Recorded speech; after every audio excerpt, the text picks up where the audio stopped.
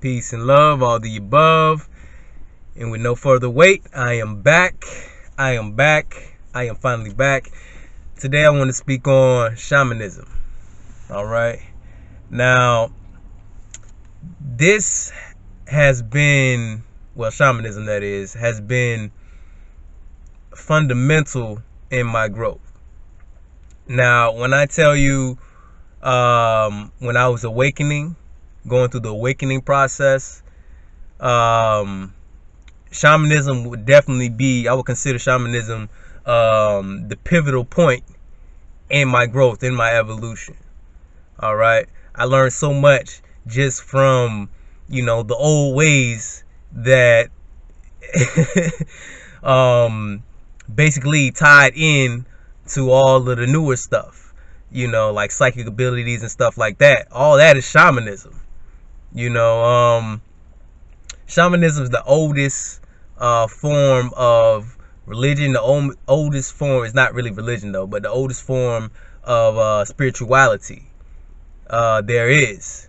So you're talking about like the if you're looking for a place to start, that would be the best place. In my opinion, shamanism is exactly what was needed in my experience. It tied everything together for me, as I said before, as far as, the metaphysical goes. And a lot of the stuff that you see in, the occult and just in the metaphysical stuff, period, has been covered in shamanism. So what is a shaman?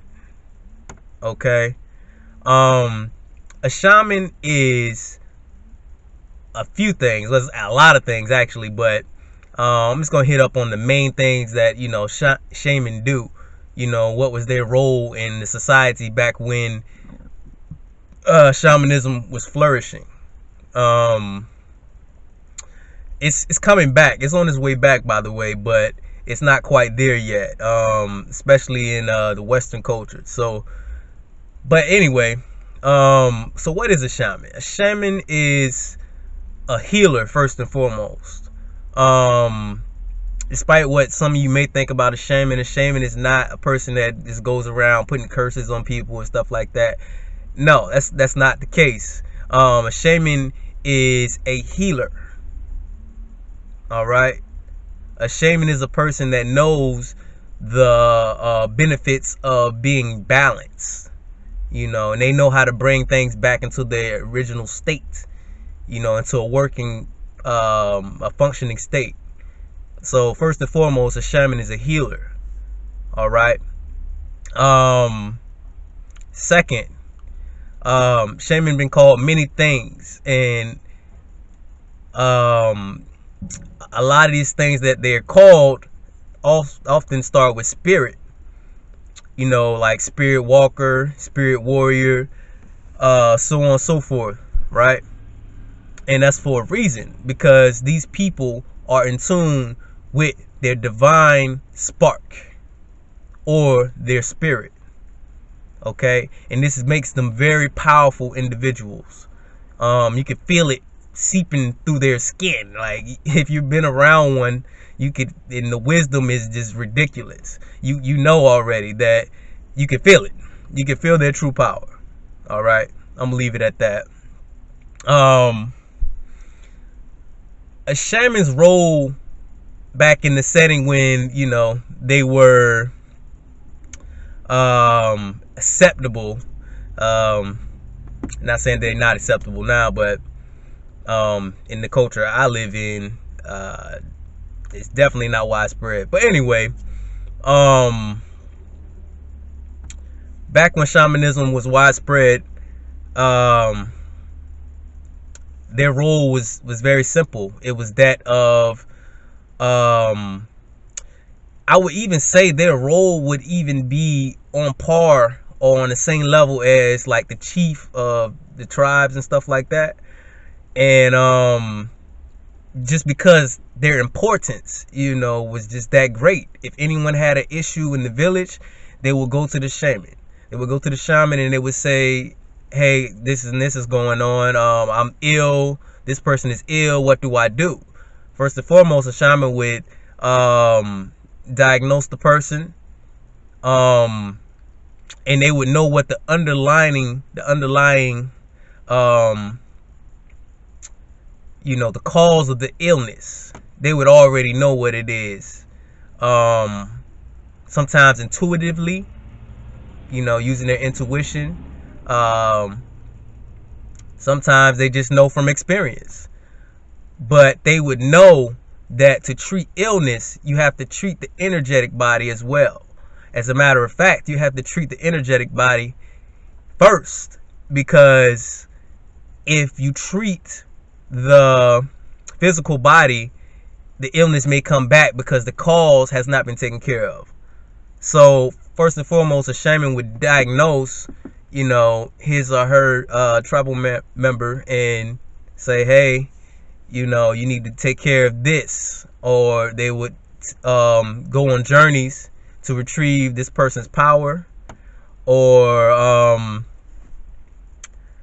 they realized that things that causes illness was due to a lot of times was due to metaphysical things, whether it's power intrusion, where certain entities or negative beings have pushed their way into a weak person, or who didn't have their power intact, or a guardian, a power animal. They would take this, what they would do is take this person and literally suck this so-called power intrusion, this negative entity out, and spit it out. Literally suck this entity out of the person that's causing this illness, suck it out, and then they would treat the illness, the physical illness, with like herbs and stuff like that, and medicines and stuff. So a shaman knew the root cause a lot of the times was spiritual, okay, and they would handle it as such. I'm going on a little bit longer than I expected, but a shaman is first and foremost a healer. All right, a shaman not only heals but leads his people. Where would people don't realize how important the shaman role is. A lot of times the shaman is a loner as well. This person is not in the main village with everyone else. This person is off in the woods, alone, a lot of the times away, isolated away from his people, and the people would come travel up to him or her, and for healing and stuff like that. Not to mention that the shaman was the individual that everyone went to when they want to know were their crops going to come in, was it going to be a dry season, or could even bring the rain. He would consult with the spirits. He would be the median between this realm and the next, and the median between the physical, the middle world, and the spiritual side, and will consult with the spirits in order to make sure they would have a good crop coming in. The shaman was absolutely one of the most powerful individuals in a lot of these societies. Definitely looked up to, definitely revered in his people's eyes, and absolutely necessary, in the environment he was in. Absolutely necessary. But y'all should be getting it by now. Y'all should be grasping it. It's a lot more to this thing. As I said before, they would journey for people to retrieve their animal and their power. So, and retrieve it. So they would go spiritually into the spirit realm, you know, or the lower world, or, you know, and retrieve an animal of power for a person who's had power loss, or who may have lost their guardian spirit.